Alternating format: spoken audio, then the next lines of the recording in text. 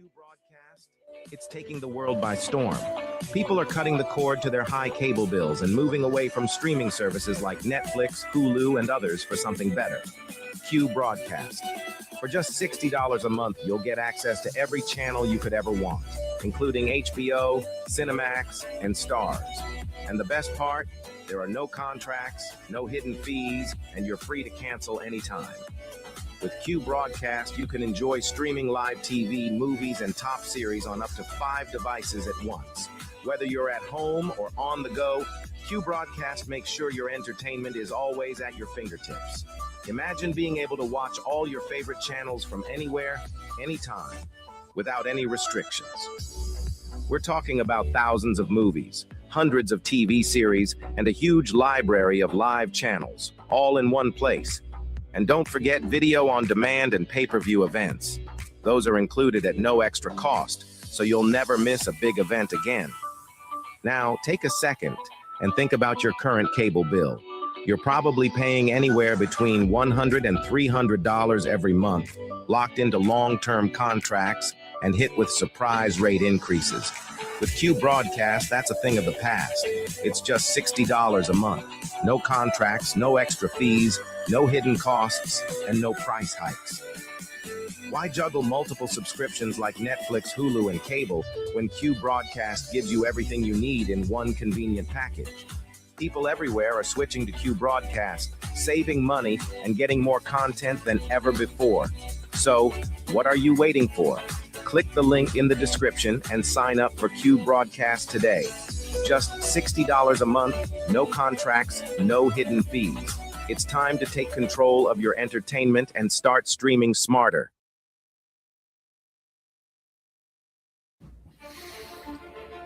We live in a world where men are told it's harmless. It's just entertainment. Let's stop lying to ourselves. Pornography destroys. It weakens your spirit. It dulls your drive. And it robs you of what real intimacy is supposed to be. Every click is a step away from the man you're supposed to be. We can't call ourselves leaders if we are slaves to a screen. As someone that is prior service, I know all about discipline. And discipline isn't out there, it's within your mind. Porn rewires your brain, weakens your will, wrecks all of your relationships. It doesn't just stay on a screen, it invades your marriage, your confidence, and your actual purpose. As men, if we don't learn to discipline ourselves, we'll be ruled by our impulses. Now, it is time to stand up and take control before this silent war takes more than you're willing to lose. Real men don't hide in the shadows of shame. We step up and we protect what's ours. We fight for our wives and kids, our own hearts. Twitter isn't just an app, it's a weapon. It's a tool used to break free and start living like the man that you're meant to be. The battle's here and it starts with you. You can stop living in shame and you can break free today.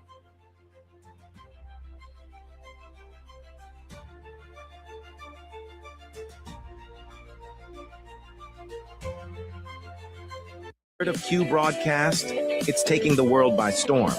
People are cutting the cord to their high cable bills and moving away from streaming services like Netflix, Hulu, and others for something better. Q Broadcast. For just $60 a month, you'll get access to every channel you could ever want. Here at the Anomic Age, we know that these times of uncertainty are stressful. It is incumbent upon all of us to put our fears first and bow down to government tyranny. Gone are the days of freely leaving your home, working, and social interactions. In exchange for safety, we will trade liberty. At the Anomic Age, we understand. However, just in case you want to get off your knees and stop being a sniveling coward, check out the John Age Project at anomicage.com.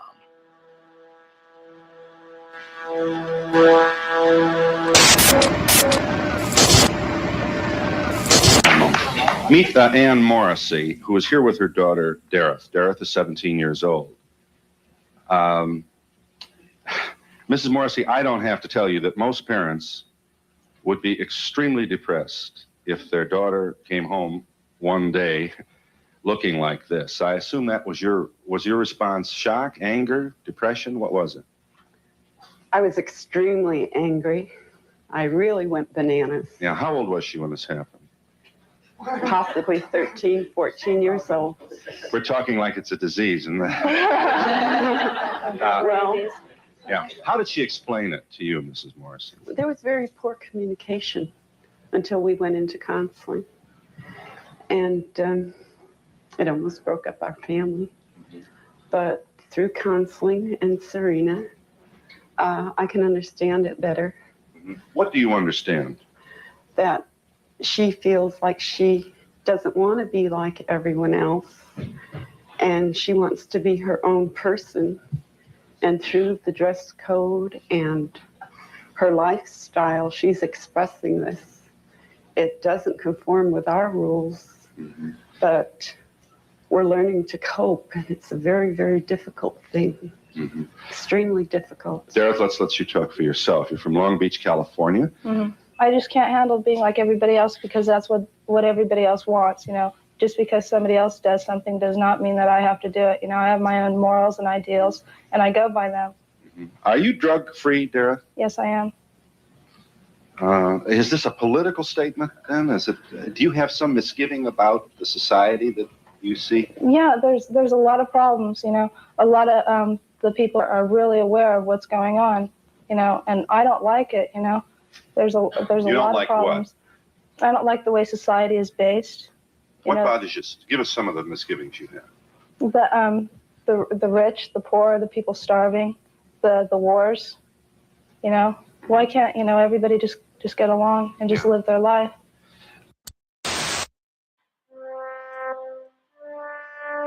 Here at the Anomic Age, we know that these times of uncertainty are stressful. It is incumbent upon all of us to put our fears first and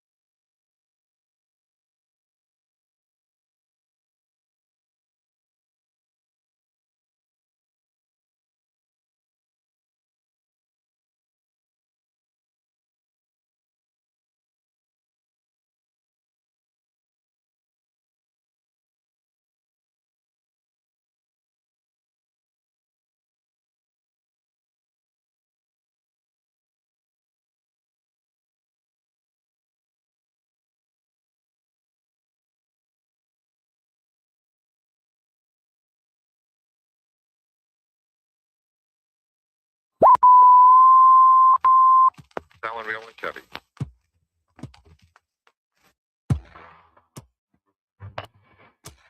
Propagating truth in the world of lies. You are listening to the John Age Project.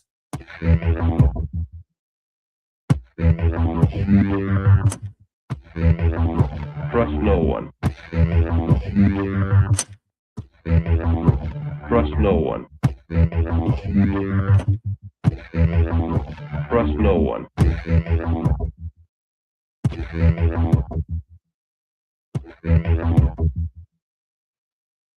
You found it. You're here. You're headlong down the runaway train that is the Anomic Age, and I am your host, John Age, hailing proudly from the coastal plains of the Old North State. I'll be your tour guide this evening as we dip into the paranormal once again. And I'm excited about it, and I won't belabor the points as I usually do, but I will direct you over to anomicage.com.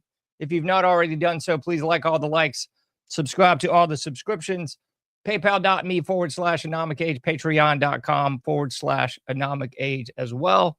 Free iPhone app, free Android app. Subscribe by email, link, free newsletter. It's all there at anomicage.com.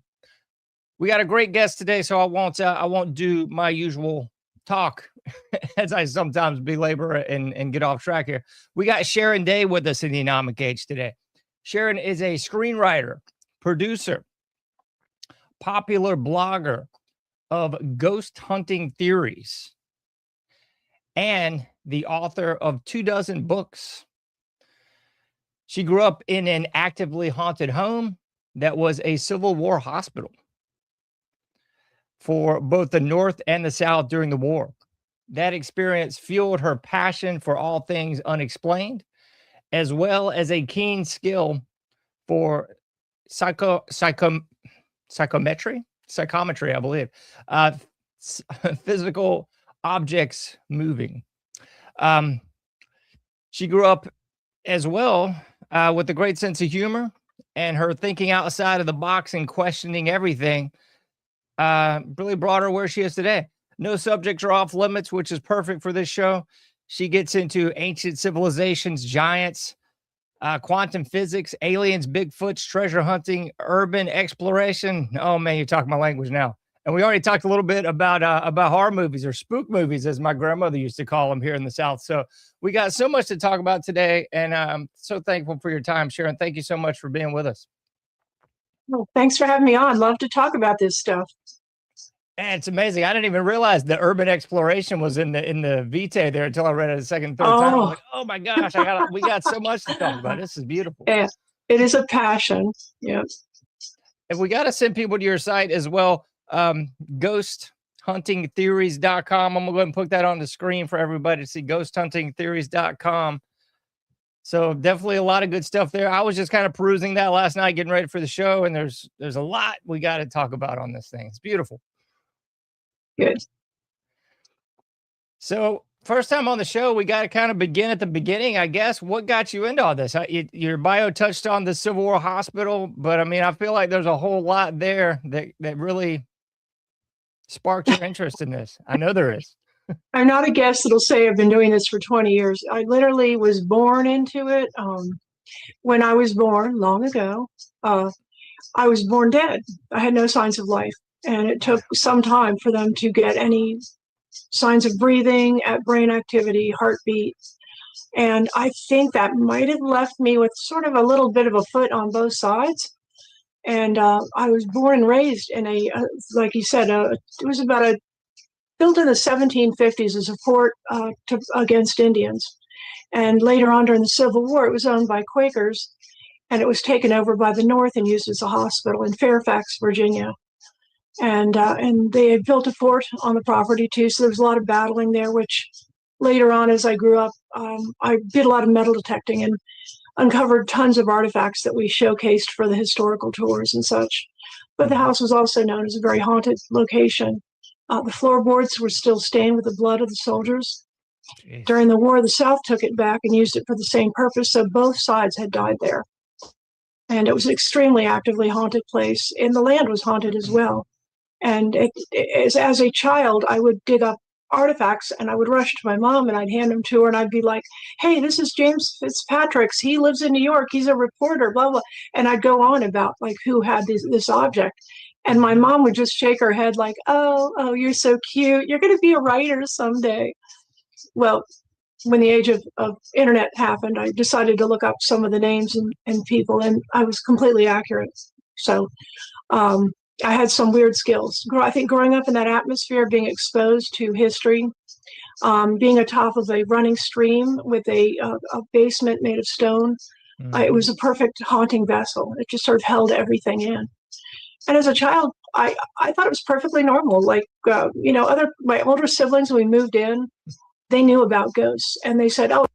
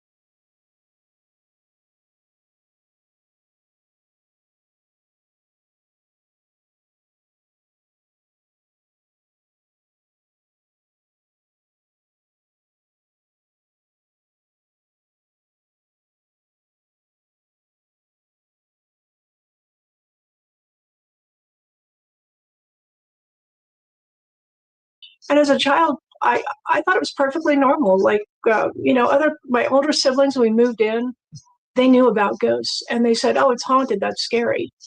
I was born in it. And I just thought that's the way nature is.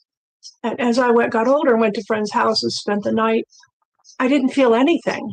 And I couldn't understand I don't like this feeling of amnesia. There's nothing. I felt better and safer with the activity.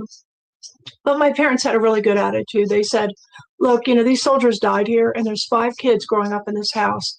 And who better to, they don't have their families anymore. What better than to guard children?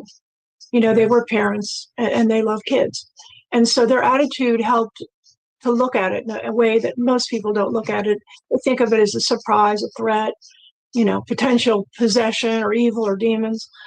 We didn't have any of that at all. It was a very friendly haunting, very kind of sad, a lingering sadness. But I observed as a child and started recording the sounds and stuff and asking, why is it active this month? It's not active the next month. Like, what changed?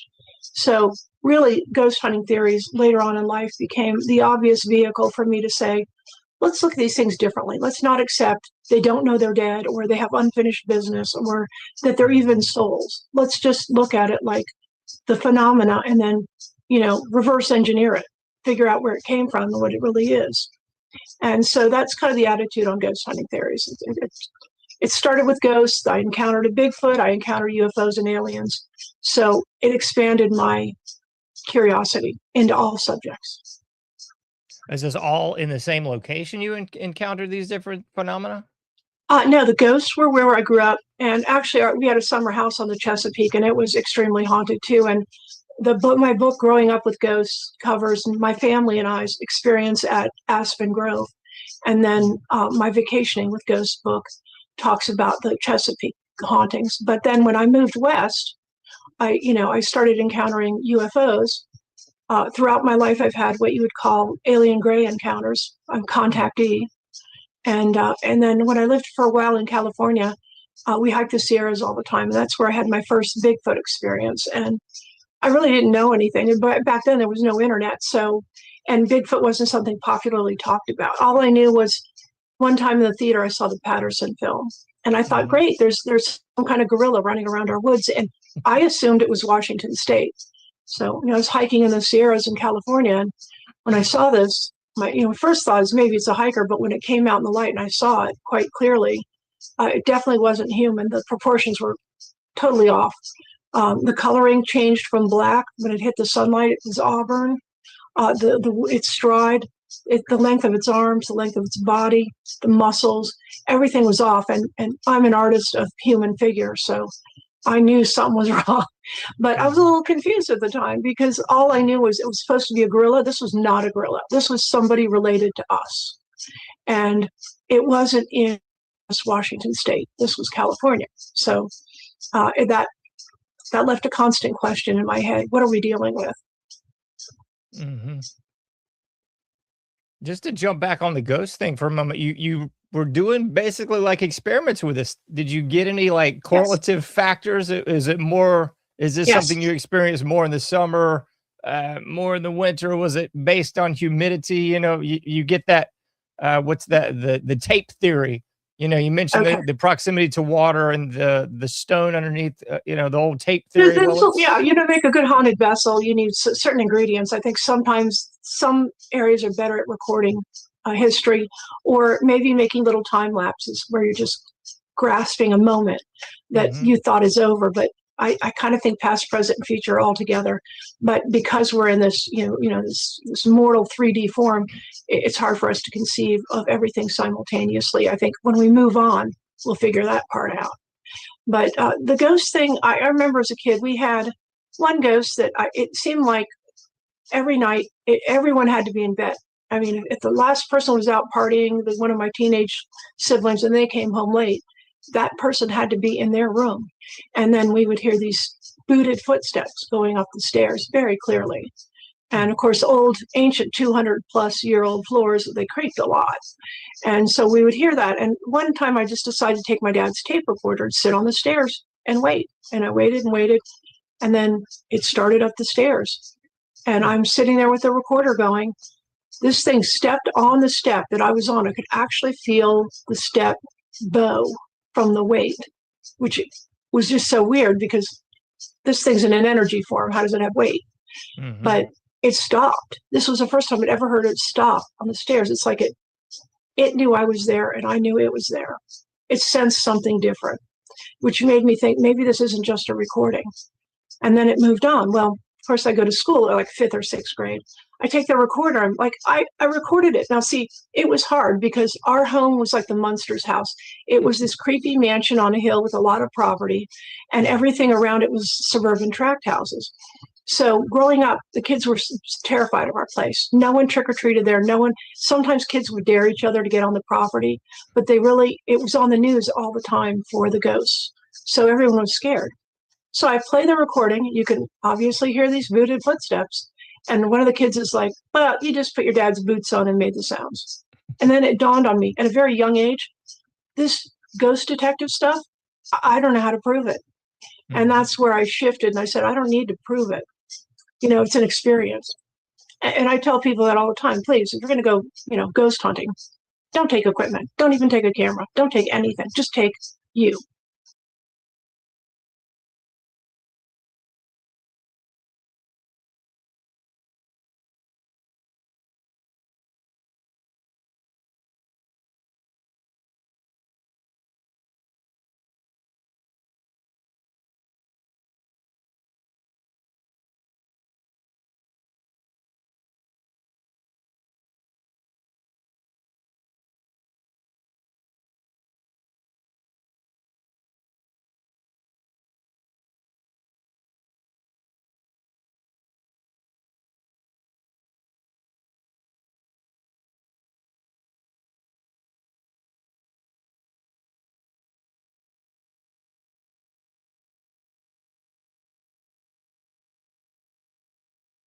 Yeah, there is no reality anymore. So there's only experience. So have an experience. Don't be distracted looking at an instrument to tell you there's a ghost. You just missed a shadow person walking by. So be there. Use your senses. I can't resist commenting on that one because what you said is strikes me so spot on with the world we live in. But there is no reality anymore. That is. I had a long conversation with Ben Hansen from Fact or Faked back when he was doing the show, and we had like a 4-hour conversation about everything. And he said ultimately it's frustrating. You show a video, some people see the video and they think because I saw it with my eyes, it has to be real. And then there's another contingency that says, well, there's a lot of video programs that can, so you really can't. Bigfoot, ghosts, aliens, UFOs. Don't try to prove it. Don't even try to prove it. You have to be present to experience it. And I think the reason I and others experience more than one paranormal is because we're just receptive. We don't have any motives. We're open. We observe things. We notice things. We seem like an open vessel that's open-minded. And so you get exposed to more paranormal. I've heard this, again, anecdotal as I guess everything is, but I've heard some people can be, staring at the same night sky and one person sees something and the other person looking at the same thing doesn't see it. It almost seems very individualistic, I guess, like who it's revealed to, or maybe more to the point what you were saying, who has like that slightly different mojo, if you will, that can see that versus another person. I've said for years that consciousness is the key to so much, how UFOs are driven, how aliens do things without any apparent technology on their, they're not running around with the little devices like Star Trek, but they seem to make things happen. They can move a whole ship through an atmosphere, through transmedium, like anything, just using their minds. And I think as a people, we're starting to realize consciousness plays a big role in everything. And when you were asking about the ghosts, one of the things I observed as a kid was, wow, we had a lot of activity. What just happened? And I had to kind of sit and look through my notebook because I kept notes. I found that when people would move in or out of the house, it changed the milieu, it changed the chemistry, and people are a part of it. One of the quantum experiments that has people baffled is called the double slit experiment.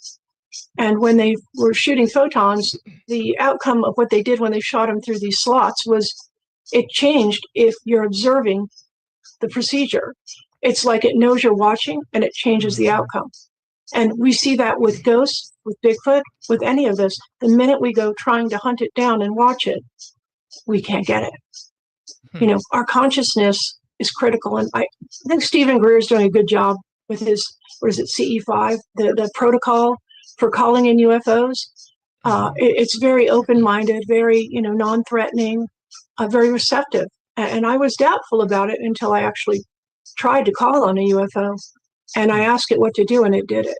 And that changed a lot for me.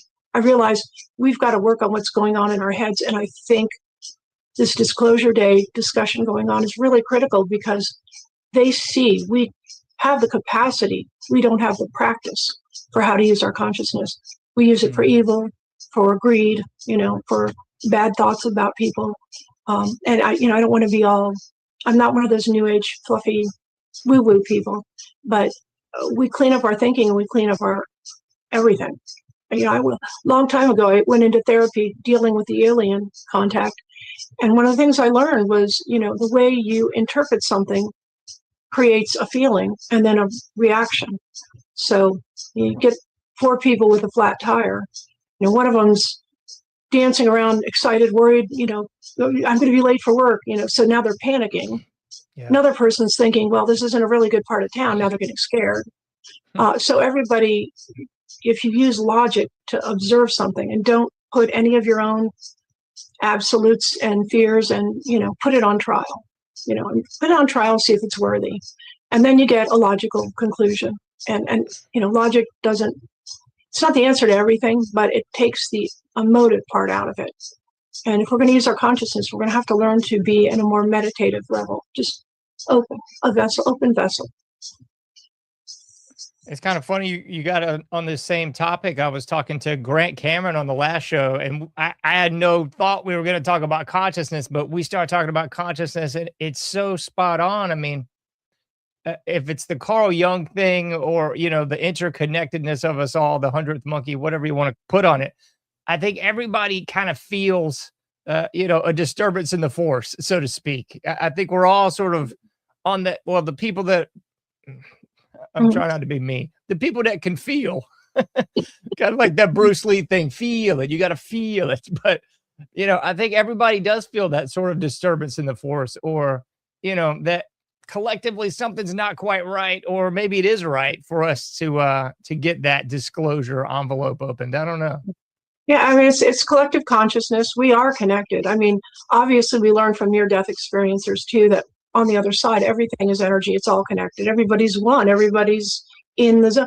So if you have a soul, your soul's already connected.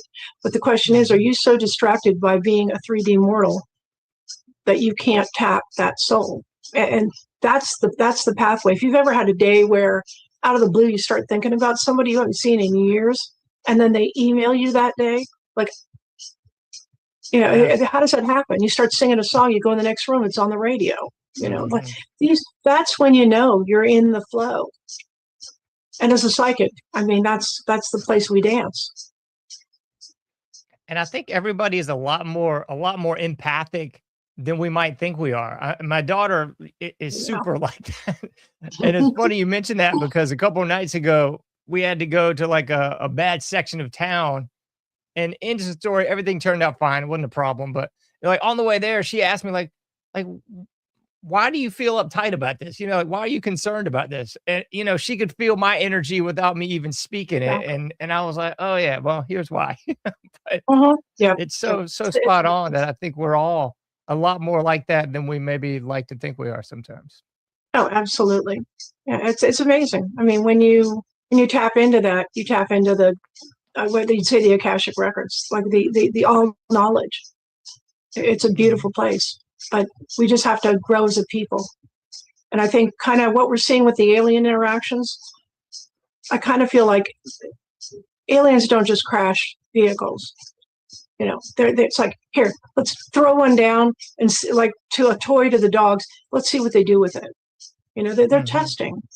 You know, how are they going to handle this?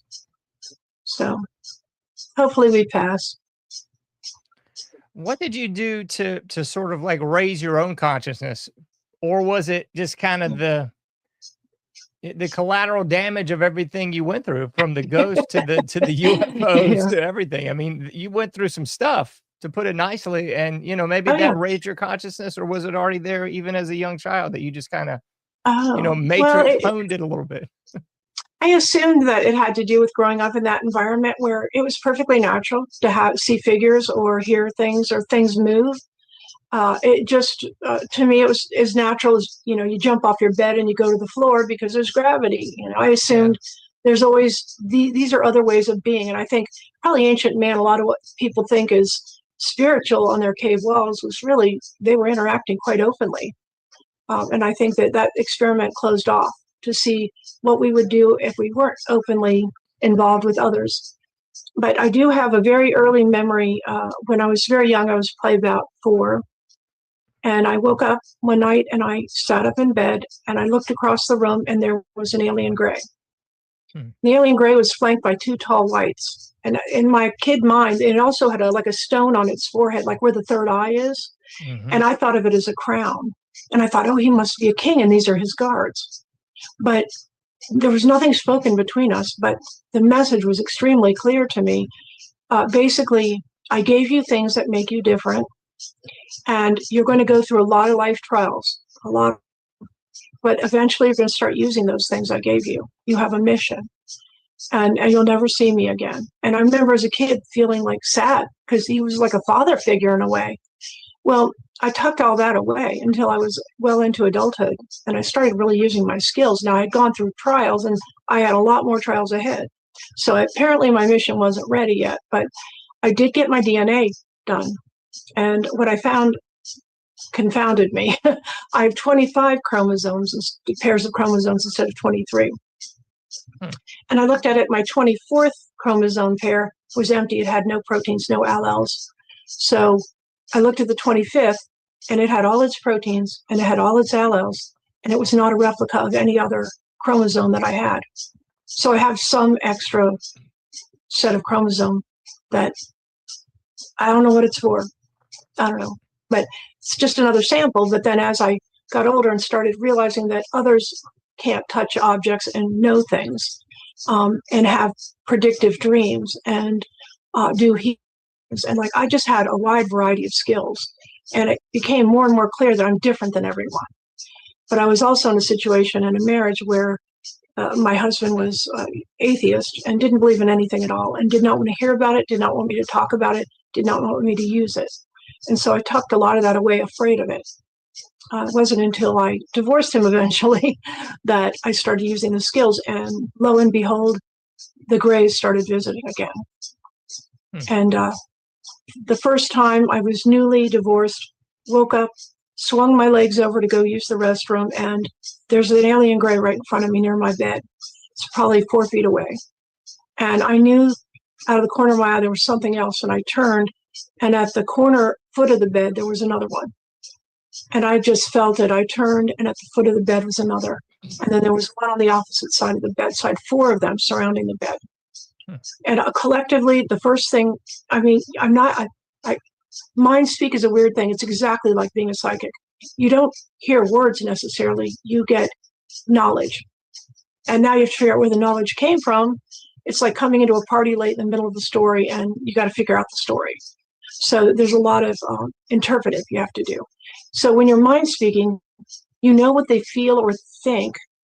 They're not thinking in words, they're just thinking in knowledge. So the first knowledge I got from them was, oh shit, she woke up. Because it's like they weren't supposed to, they wanted to bring me a message while I'm asleep. And what I got from them was, for one of them to dispatch them to do this, told them she can't be paralyzed, which is true. I can't be paralyzed. So my first thought when I swung and I saw that first alien, my instinctive first thought was, don't stand up, you'll intimidate it, because I'm 5 foot 8 inches tall. So I'm like, I don't want to scare this little person. And I felt that all of them relax intuitively, and they look very similar, very similar. The only tiny, subtle difference. Like if you have identical twins and one just seems slightly different. So they do have an emotional reaction. The emotional reaction is mostly from their intellect, warning them of things that could be dangerous. But I looked at the one at the corner of my bed, and we made this eye contact, and I don't know why I thought it, but I'm like, we're related, aren't we? And its eyes widened, like, oh crap, why'd you say that? You know?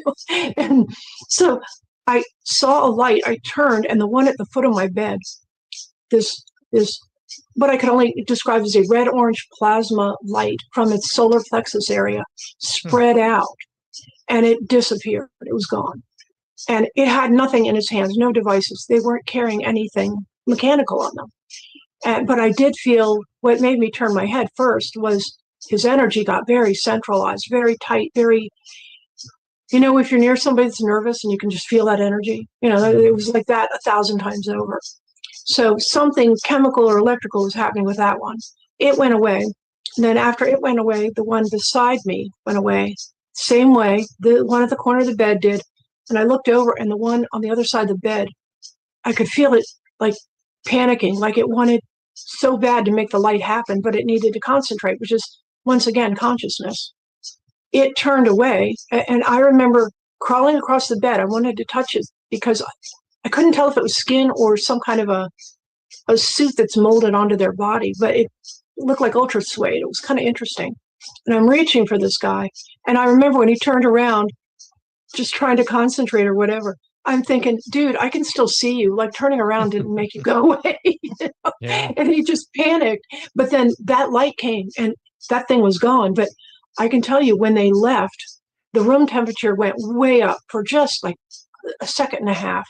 And then it went back down to normal. It smelled like ozone.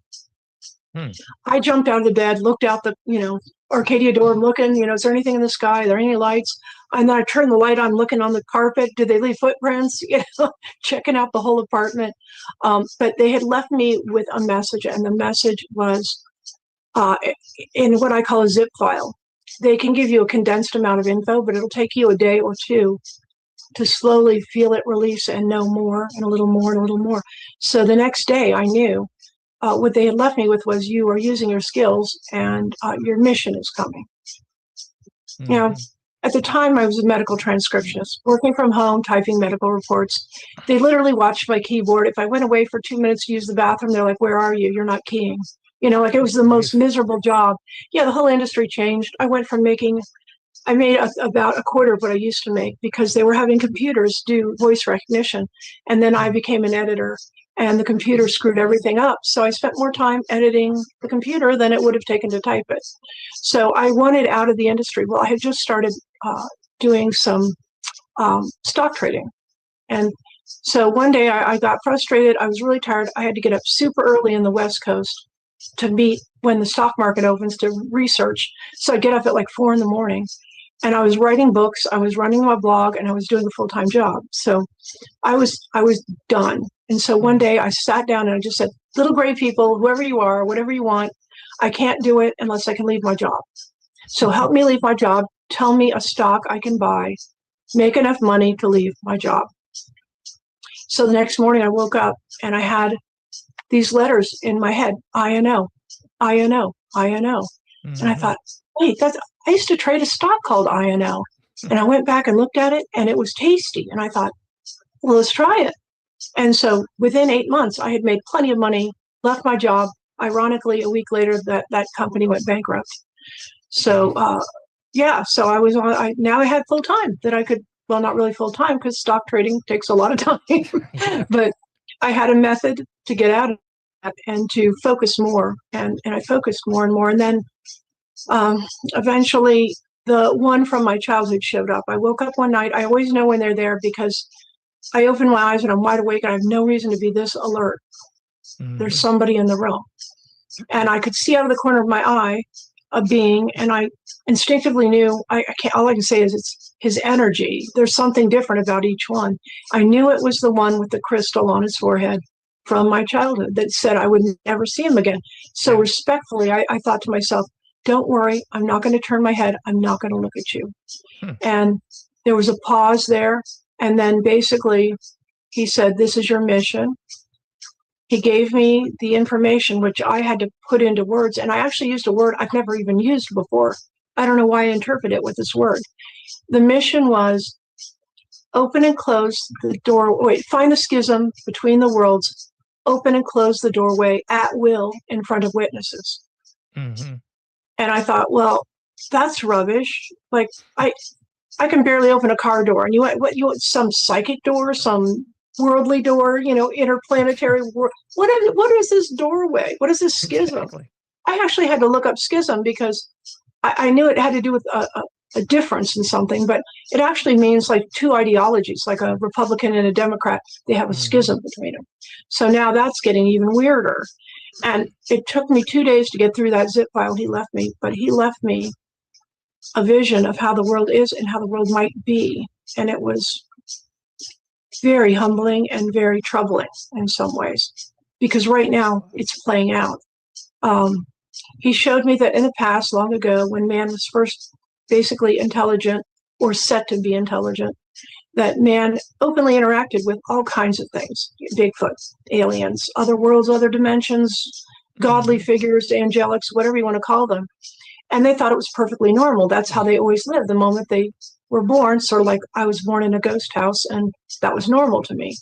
So they had made a decision, whoever they are, and it sounded like collective gods or something, but they decided to stop the experiment, like, close the world. What would humans do if they thought that was all there is? Would they create a religion? Would they create these figures? How would they handle them? And so over the years, we've had now and then little drop-ins just to test individual humans. You're going to see a Bigfoot today, Yeah. How are you going to deal with it?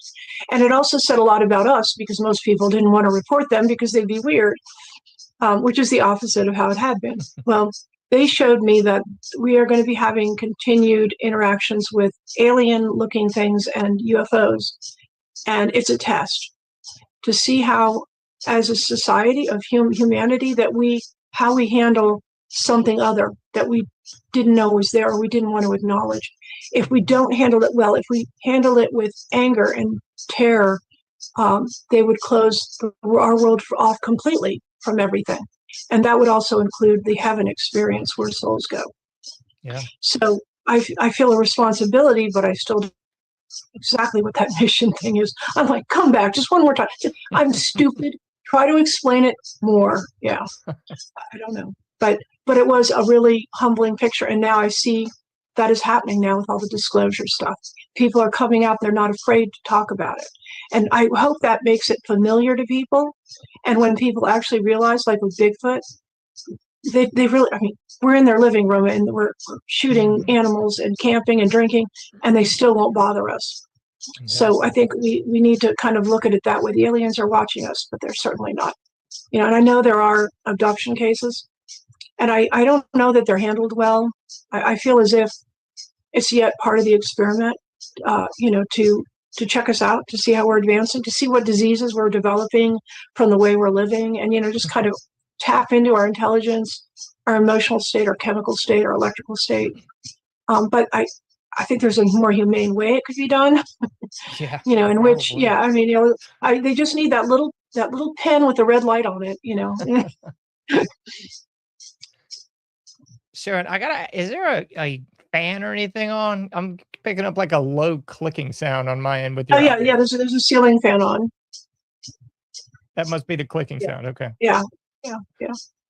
Is it going to mess you up to cut that off at all? No, I don't think so. Okay, cool. See if I can figure out how to turn it off. No problem. I'll plug your site while you're away. Definitely got to check it out. I got her information on the screen right now. Ghosthuntingtheories.com. Ghosthuntingtheories.com. And I can't say that enough because there's so much cool information there. If you think you're just going to go into one thing, I guarantee you'll find something you're interested in. I was looking at it just through the paranormal lens. And then we got to looking at it. I was like, holy cow, you're into horror movies too. I love this stuff. That was yes, a whole nother ball of wax.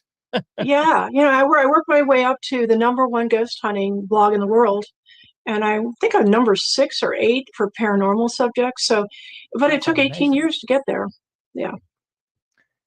Well, But I yeah, got to the talk horror. about this one a little bit because I was so interested in this just from initially finding your work is the Grand Canyon. Oh, I mean, I'm into all things ancient societies and just the obfuscation of what should just be the pedestrian archaeological knowledge until you start looking into it and you realize, well, the Smithsonian, basically this non-governmental agency that has nothing to do with the United States, really controls everything in the United States. Well, they did a smart thing. They tied the Smithsonian with the Department of Ethnicity. So when they knew they had to cover up some ancient Indian stuff around here, that was confusing, and they didn't know what to do with it because they obviously weren't Amerindians. They created this department that can basically squirrel it away. Now they have a law. If anything's ancient, it's handed to the local tribe, whether they lived there or it's related to them. They don't care. Just get it out of the way. Don't let the people see it. And I've come up with an actual protocol if people come across an ancient giant find, how to respectfully declare it and record it, while at the same time following where it goes once they hand it over. So that's the key, to show the process. Yes, it does go missing. And that is a way that they can hide all this stuff. And I'm sure if the Smithsonian, if you took any of the tribes in there and let them run through their catalog of items that they have, they could claim everything in there. Anything old in the Smithsonian is apparently a Native American tribes. So they are breaking their own rule. Yeah, it's crazy. But yeah, the Grand Canyon find, I'm very intrigued by the ancient giants. I actually was in a covert Bigfoot research group studying language and psychic skills. And that's where it was during the peak of everyone wanting to kill a Bigfoot to prove it. So I just had to, as a closet archaeologist my entire life, I just had to say, okay, well, another way to prove them is to prove where they came from. Where they had to have ancestors, right? And the only other find in America of giant skeletons was the ancient giants. And then when you look at the tribal tales told of these other offensive people that were very big, and they drove them off, and that they had already had massive advanced cities when the Amerindians first came to the continent. They came upon them. Now it sounds like my guess is that the population for humans is rapid and expansive and quick, and maybe it's not that easy for giants to breed. So they became outnumbered. They got driven away. They went in hiding. Well, who do we have in hiding that's really big right now? And where are they hiding? Oh, gee, I don't know, around ancient mound areas. It's like, duh. So, that took me on that trek. So the Grand Canyon, I was living in Arizona, and that one, there's a lot of Indian finds, the giant Indians finds in Arizona. And so that kind of set me off looking. But Grand Canyon one, I was on a team, Crypto Four Corners, and they were actually sending a unit out to study where they thought it was. This cave that this explorer, G.E. Kincaid, he went down the Colorado in the early 1900s. And he said as he was going down there, he had seen this cave up on the cliffside. So he climbed up there, and he said he found 30 yards of steps carved into the rock going to the cave entrance, which obviously showed at one time the water was at that level. Now, being a person who's extremely logical and curious, I thought the best way to prove the civilization is to prove the situation. Can we confirm what this guy said? And when you look at the Grand Canyon, I did a lot of different studies of different areas, different giant finds and stuff, and the conditions that tended to draw giants in, and that most of them did use waterways. They lived on rafts, a lot of them. A lot of the kind of life you see on Lake Titicaca now with the tribes, where they live on floating rafts. And so I looked at it, and there had been lava flows that had gone into the Grand Canyon, blocking it off and creating very high lakes. So that gave me a time period, and I looked for lava flows, so it narrowed the field a little more. And so I believe that every Indian legend has absolute truths in it, absolute truths. And why sometimes it sounds extraordinary, like some weeping mother became a rock mountain. No, we don't believe that happened. But the way that you orally pass a story down, I mean, think about your own family. I'm sure you've heard tales of great-great-grandpa, or, you had this relative that did, but it's always the crazy the tales, right? So you want to pass a tale down about grandma and she loved to make jam. You don't say, Grandma Susan loved to make jam. No one's going to pass that down. But you just tell them that, Grandma Susan loved to make jam out of children. That's getting passed down. That's true. So that's how you do it. And so their oral traditions they're absolutely beautiful. And I think when you can have Navajo, code talkers helping us win a war, you need to really listen to their legends. They know how to hide those things. They know how to put them in there. So repeatedly, they talked about these giants and driving them off, and they were offensive, they were cannibalistic, they were impossible to live with. And now we have a hidden people that will do anything to not be found. Mm-hmm. They're outnumbered. Yeah. Well, there's so much to look at with the Grand Canyon, but one of the things, I mean, I haven't tried this, so I can't say that it's true or not, but I've heard that you can't even like fly a drone in the Grand Canyon or near the Grand Canyon. But I think that's pretty much true of all the federal parks in general. So what the heck are they hiding or so afraid of? If you can fly a drone in your backyard or a park or at a fireworks, gonna have some fireworks here on the 4th, and there's gonna be 1,000 drones up there filming this mess, but you can't go to this desolate canyon that spans 3 states. It's very suspicious. There's a lot of layers to that. Our team that went out there, and other teams have reported this, they got chased off by an unmarked black helicopter that would not leave them alone. They knew exactly what they were trying to do there. There's many hundreds of caves in the Grand Canyon. Only a couple of them have been documented. Why didn't they document the other caves? Mm-hmm. Why? They block off whole areas you're not allowed in. There's just a lot of really suspicious behavior behind all of that. And so, like I said, I in the series, the Grand Canyon Mummy series on ghost hunting theories, there was several episodes that I did. And I even got, on Google Earth and said, let's look at all the conditions. There was a legend of, in 1930 in Utah, a giant came out of Johnson Canyon, met with the local Indians and said, I'm dying. Could you take me to where I want to be buried? And where he wanted to be buried was a mountain in Arizona. And it was at the tip of the Grand Canyon, basically. And it dawned on me, it was along a fault line, hurricane fault line.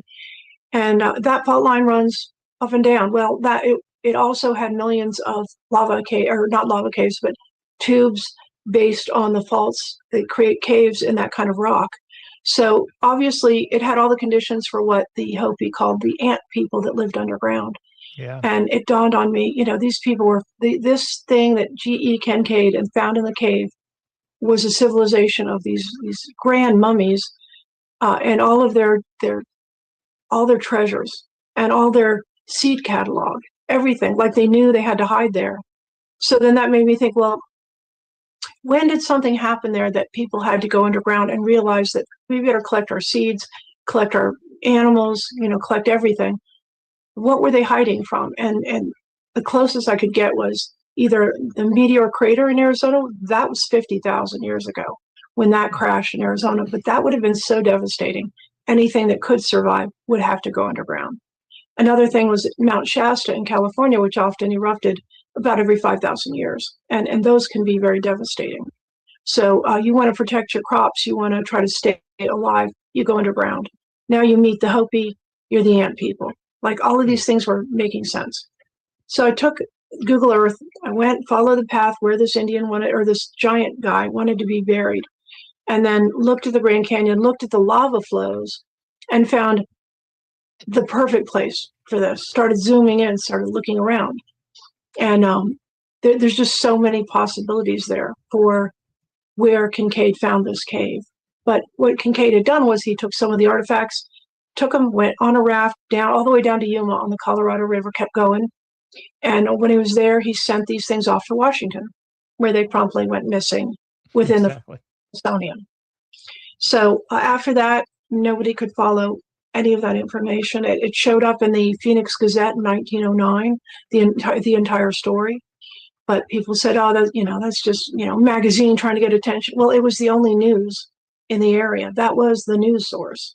You don't put War of the Worlds broadcasts in your important news for your locals. So, but it all went missing, and people are still wanting to access and find that cavern or any of those caverns. I'm sure there's a cavern system that goes all the way up into Utah. These are people that when the water dried out in the West, they went underground. And Paiute said that in California, in Death Valley, they said there were these people, grand, big people that came in on ships back when there were lakes there. And those people were there and they would go off and trade in their ships and come back. And then when it ran out of water, they went underground. And then they started flying in the air in silver discs. So isn't that interesting? And it's very similar. Some miners fell into a cave there in Death Valley, found a similar thing: mummies, treasure, miners, evidence of ancient mining. And it's very similar to what the Grand Canyon was experiencing. So I look at the West a little differently. People say the West dried up after the Ice Age because it got warm. Why did it get warm? It doesn't make sense. But when you see how quickly they drained, it makes sense that in a seismically active place with, the Walker Plate, Pacific Plate, all this activity, all it takes, and it's happened before, you get an earthquake and a lake drains. It goes down. So that's what made it hot. We had no more water. So that's kind of the premise of ghost hunting theories. Is just I use both logic and science and just common sense and question things that don't line up. Like those artifacts they find that aren't from caveman never could have made a watch. But why do we find it? Let's figure out what was going on.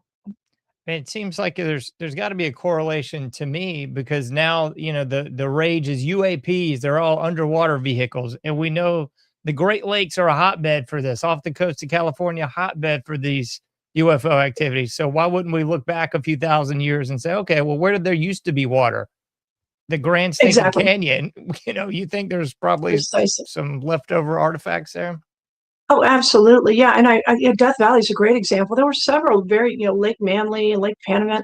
There were big lakes in there, and it makes perfect sense. It was also an ideal mining area, which is another big key. Somebody, and the natives here in America, like Wisconsin, they found these very ancient mines and huge tools that the people were using. And they asked the tribes, and they said, no, that was the people from the north, the big people. They came down and mined. They were doing that before we got here. We weren't miners. And so we have to ask for inconsistencies. I originally wanted to be an archaeologist because of my upbringing and my curiosity, but I wanted to be an Egyptologist because the pyramids were really perplexing, and our textbooks were not explaining it. 20,000 workers carved perfect stones and moved. No. And I get upset because Egypt can claim it, but it's sort of like if you move into a house that somebody else built, and then you say, "Oh no, I built it. This is mine." But you can't explain how it was built. You can't explain what tools were used. It makes no sense. And yet we still keep playing that game. Yeah, Egyptians built it.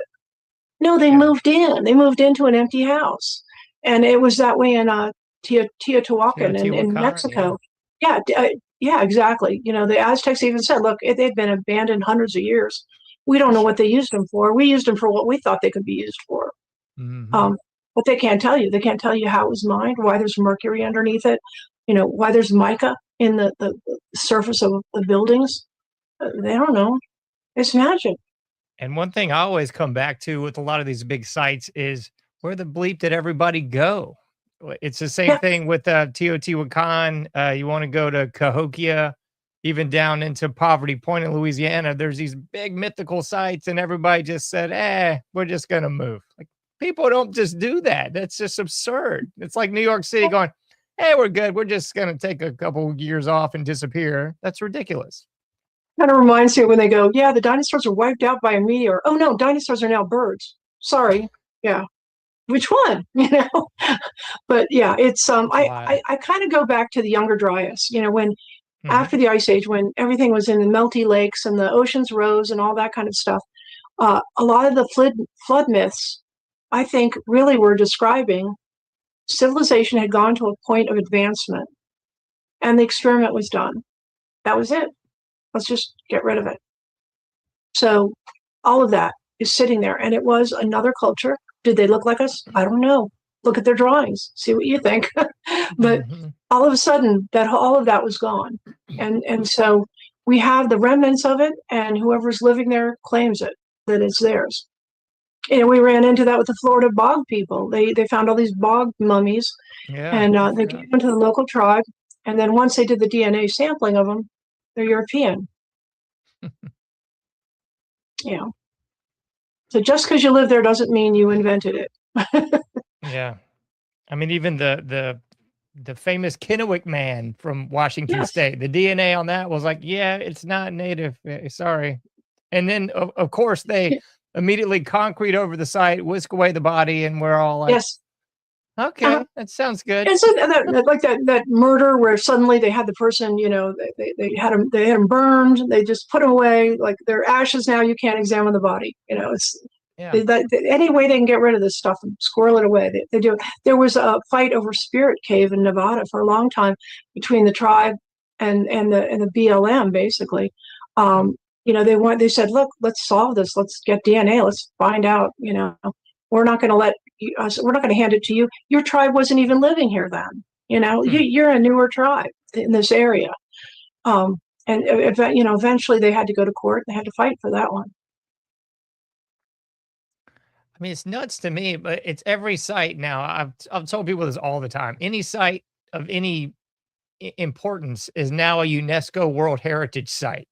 So technically, it's not anybody's anymore. It's, you know, everything, every site that we just talked about today, guaranteed UNESCO World Heritage Site. Whether it's North America, Göbekli Tepe over there, you know, Old World, Giza pyramids, it's a World Heritage Site. So in other words, it's protected, quote unquote, and you can't research it. Oh, absolutely. I think the only really good thing happening with the internet right now that's really helpful is, of course, immediately people can share things. That's great. But in my research now and then, I come across something that like the universities, they say, go ahead and scan everything, put it up on the internet. You know, so they in their university site, they'll scan anything, and no, they don't tell the people scanning them, oh, don't show that one, you know. And so it'll get up there, and then I'll post about it, and then all of a sudden it's all of a sudden it's you know, it's taken down and you can't find it. So I've learned to immediately disperse the information immediately. Everybody copy it, everybody take it. Here it is, it's free, just take it. But there's one in Arizona, there was a cave in Casa Grande, and they had this amazing, beautiful pictures of this giant skeleton in the cave, and its skull is very enormous. The bones are enormous.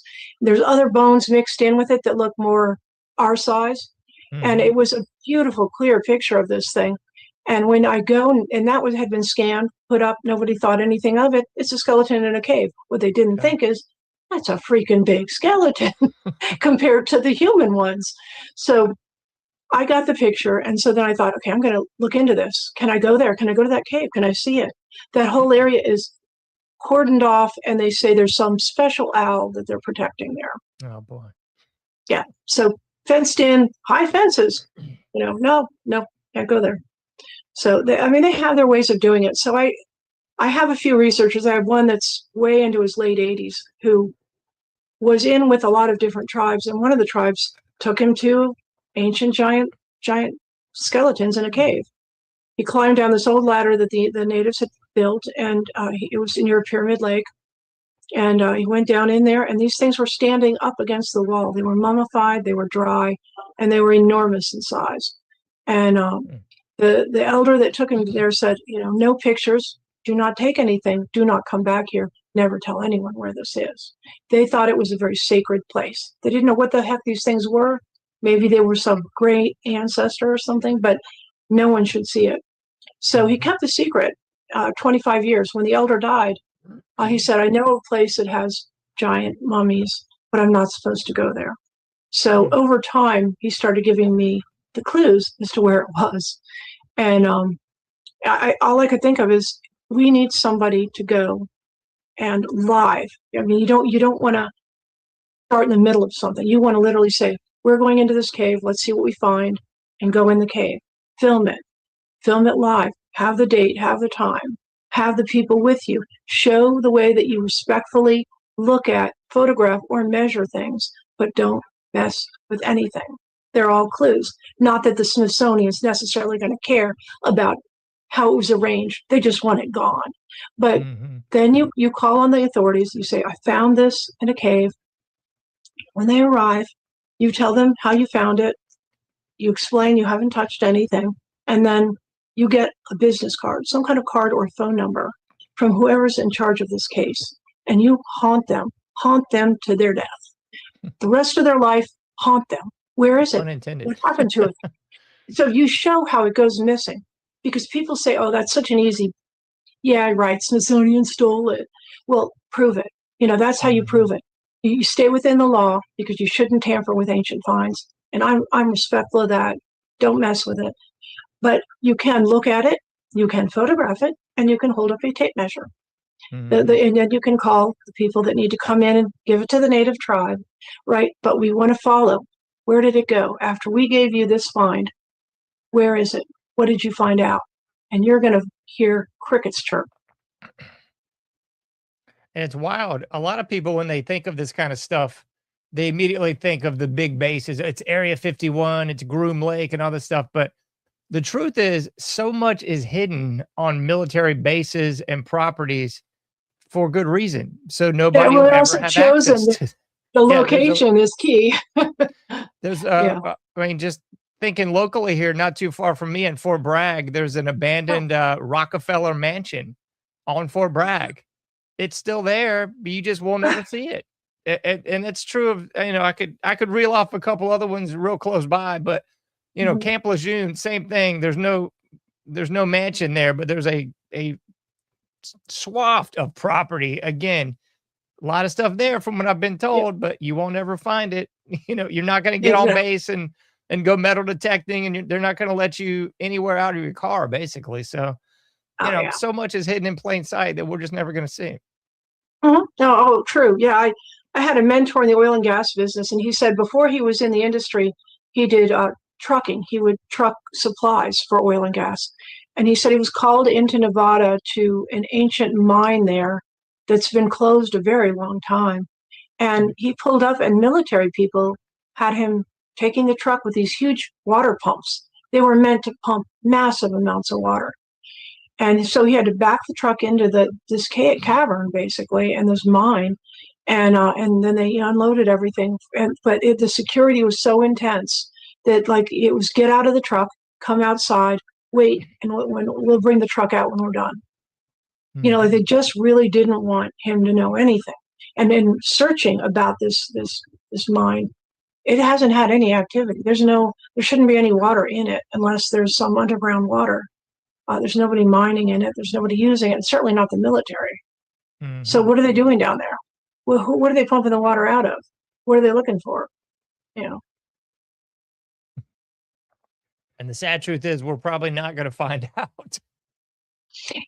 All the researchers that have recently moved on to the next level, that have passed on, all I can think of is now you have all the answers. Yeah. We're not going to have them here. And we're not going to satisfy anyone with the answers here. I like the mind puzzle of it. And I like to think that the universe is just more than what our 5 crappy senses can, and what our horrible history books can tell us. There's an agenda behind what I call the unholy trinity, but educational, religion, and government. The 3 of them have a lot in the game. They got skin in the game. So they have to control how we see the world and how big our little box is. We're allowed to stay in that box. Here's the size of the box. Don't look outside the box. Don't poke a hole in the box. Just believe what we're telling you and follow us, and just be gullible creatures. As long as you're pliable and you're lemming, they can control you.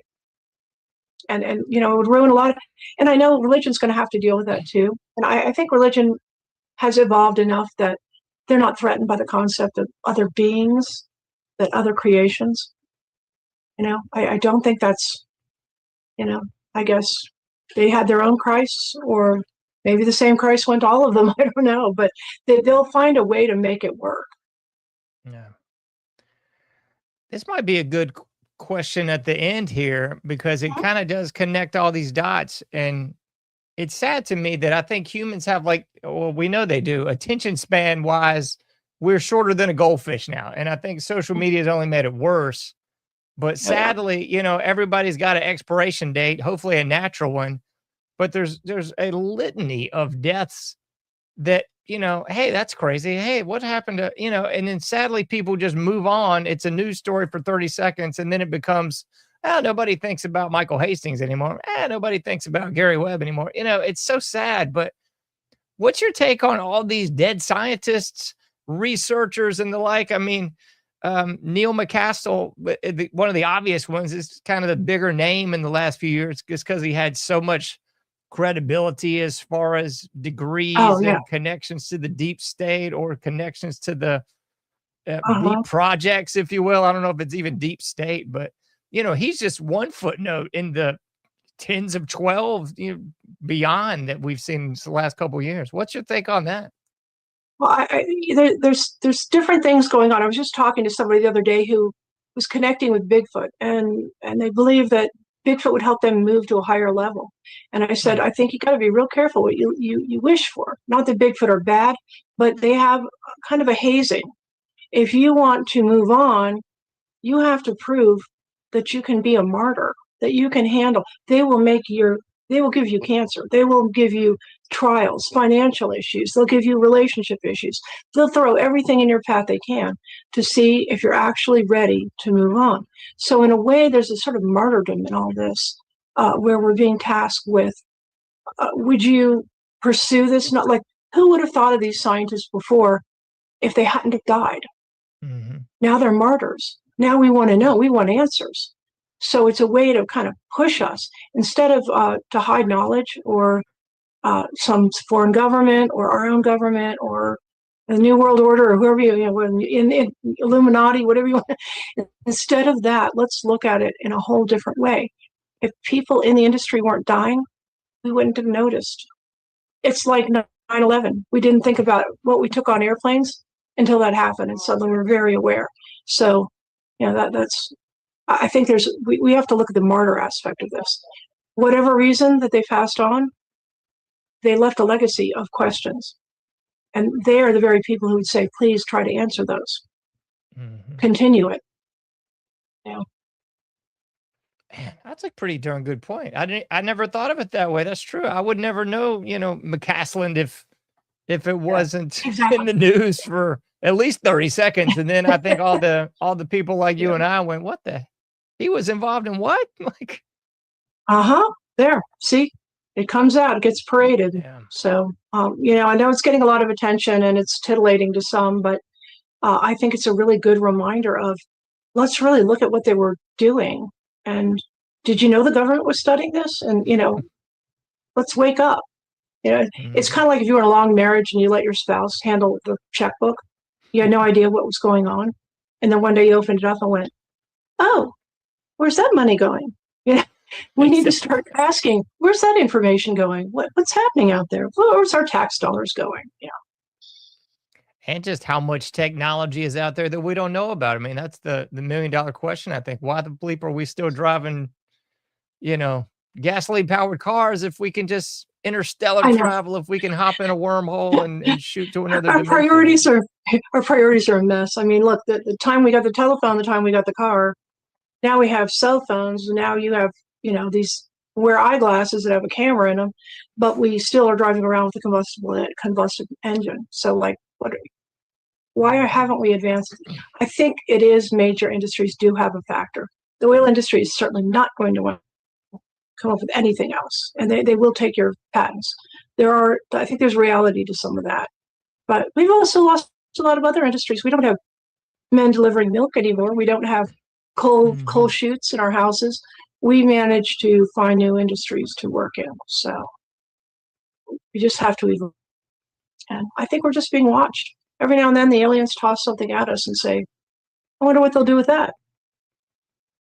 Yeah. And a lot of it, I think, is that consciousness thing where people are waking up and going, hey, why am I working this 9 to 5?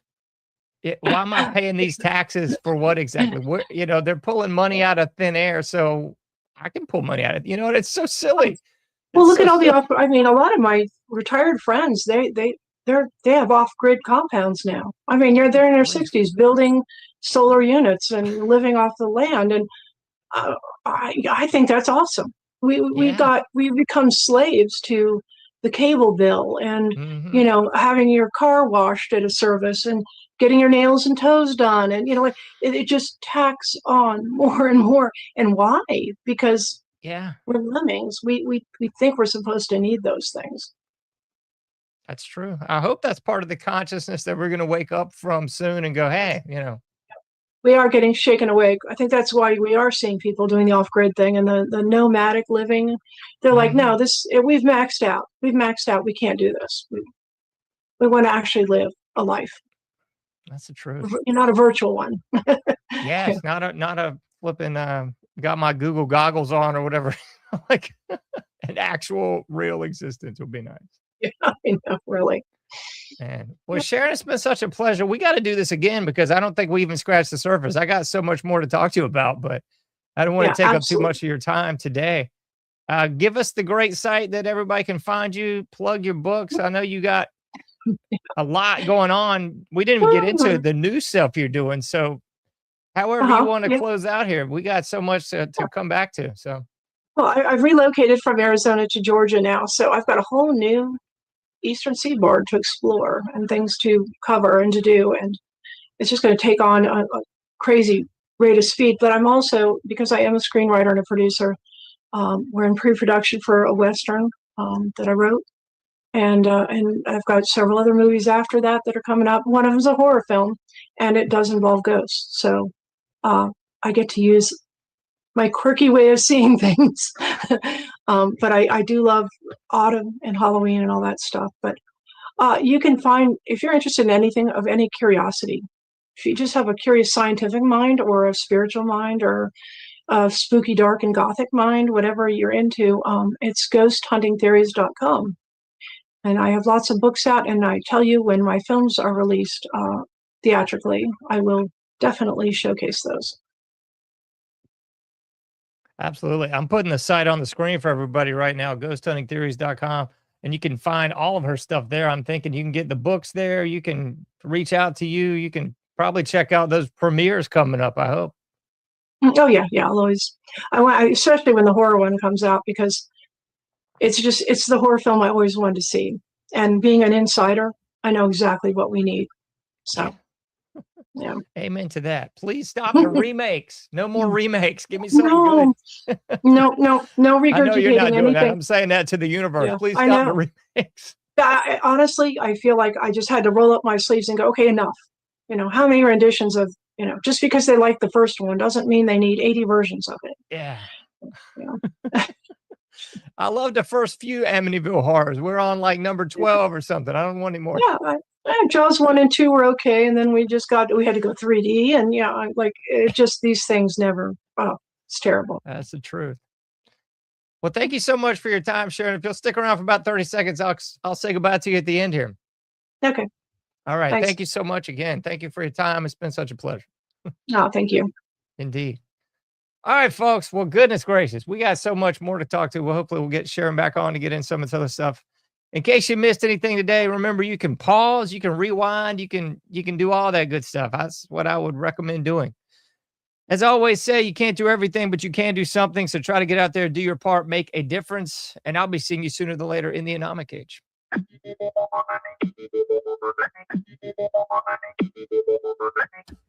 Thank you for listening to The Anomic Age, a John Age project. For past shows, further info, and to comment, go to anomicage.com. That's ANOMICAGE.com. Till next time, thank you for listening to The Anomic Age.